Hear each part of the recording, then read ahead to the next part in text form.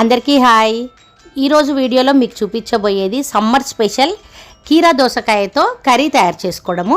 మామూలుగా కీరాని సలాడ్ లాగా తింటుంటారు. ఇంకా కూలింగ్ ఎఫెక్ట్ కోసము ఇట్లా టైర్డ్ అయిపోతే ఈ కీరాని రౌండ్గా కట్ చేసుకొని కళ్ళ మీద పెట్టుకుంటుంటారు కదా. కానీ ఇట్లా కర్రీ తయారు చేసుకుంటే కూడా చాలా బాగుంటుందని మీలో ఎంతమందికి తెలుసు? అయితే ఈ కీరా కర్రీ తయారు చేసుకునే విధానం ఏంది మొత్తం కూడా నేను ఇప్పుడు ఈ వీడియోలో చూపిస్తాను. దీనికోసం ఇక్కడ కీరా తీసుకొని పైన పొట్టు తీయాలి. ఇప్పుడు ఇక్కడ చూస్తున్నారు కదా, ఇంత సైజువి 2 చేస్తున్నాను.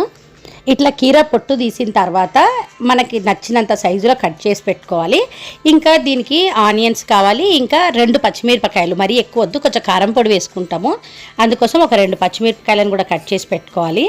తర్వాత బాండీలో కొంచెం ఆయిల్ వేసుకొని దీంట్లోకి పోపుకు సంబంధించిన అన్నీ వేసుకోవాలి. ఆవాలు, జీలకర్ర, ఇంకా కొంచెం శనగపప్పు వేసుకొని తర్వాత కట్ చేసి పెట్టుకున్న పచ్చిమిర్చి, ఉల్లిగడ్డలు, వాటితో పాటు కొంచెం కరివేపాకు కూడా వేసుకొని ఈ ఉల్లిగడ్డలకు సరిపడా సాల్ట్ వేసుకోవాలి.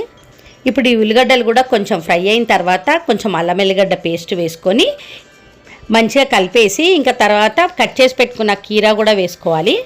ఇప్పుడు ఈ కీరా ఉడకాలి. కలిపేసి మూత పెట్టి ఒక 2 నిమిషాలు అట్లా ఉడికించుకున్న తర్వాత మనకి ఈ కీరాల నుంచి కొంచెం వాటర్ వస్తుంది అనమాట. ఒకవేళ మీకు అట్లా రాలేదు, ఇంకా ఉడకలేదు అనిపిస్తే మాత్రం కొంచెం ఉప్పు వేసి ఉడికించుకోండి. ఎట్లాగో మనం కర్రీలో ఉప్పు వేయాలి కదా, ఇప్పుడు వేస్తే కొంచెం ఉప్పు వేయడం వల్ల ఆ కీరాల నుంచి కొంచెం సాల్ట్ బయటికి వస్తుంది. ఇప్పుడు మళ్ళీ మంచిగా ఉడికించుకోవాలి. మంచిగా అంటే మరీ మెత్తగా ఉడికించుకోవద్దు. ఏ వెజిటేబుల్ అయినా సరే కర్రీ కోసము కొంతమంది మరీ మెత్తగా ఉడికిస్తారు, అది టేస్ట్ అనిపించదు. చూసుకొని ఒక 80% దాకా ఉడికించుకోండి. తర్వాత పసుపు, కారం పొడి వేసుకోవాలి.